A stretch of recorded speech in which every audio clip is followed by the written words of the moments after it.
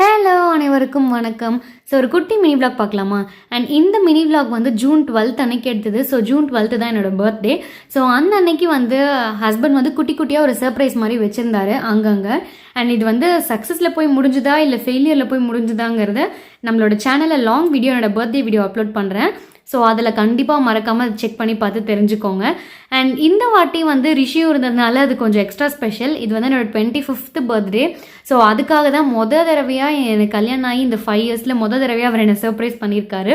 And எனக்கு birthday celebrate பண்ணுறதுலலாம் பெருசாக interest எதுவுமே இருக்காது. ஸோ குளிப்பேன், புது ட்ரெஸ் போடுவேன், அதோட போயிடும். ஆக்சுவலி இப்போ முடிஞ்ச பர்த்டே கூட எனக்கு பர்த்டேனே என்னோட அப்பா அம்மாக்கும் என்னோட பிரதருக்கு தெரியும், என் அப்பா அம்மாக்கெலாம் பெருசாக தெரியாது. ஏன்னா அவங்க ஞாபகம் வச்சுக்க மாட்டாங்க. அவங்களதும் அவங்களுக்கு ஞாபகம் இருக்காது, எங்களோடதும் ஞாபகம் இருக்காது, மறந்துடுவாங்க. அண்ட் எனக்கும் அதை செலிப்ரேட் பண்ணுறதுலாம் பெருசாக இன்ட்ரெஸ்டே கிடையாது. அண்ட் புது ட்ரெஸ் மட்டும் போட்டுக்கிறதுக்கு பிடிக்கும். ஸோ உங்களுக்கு எப்படி பர்த்டேலாம் செலிப்ரேட் பண்ணுறதுக்கு பிடிக்குமா இல்லை பிடிக்காதா, இல்லை அதுவும் it's just an another day அப்படின்னு நீங்கள் யோசிப்பீங்களா அப்படிங்கிறத மறக்காமல் கமெண்ட்டில் சொல்லுங்கள்.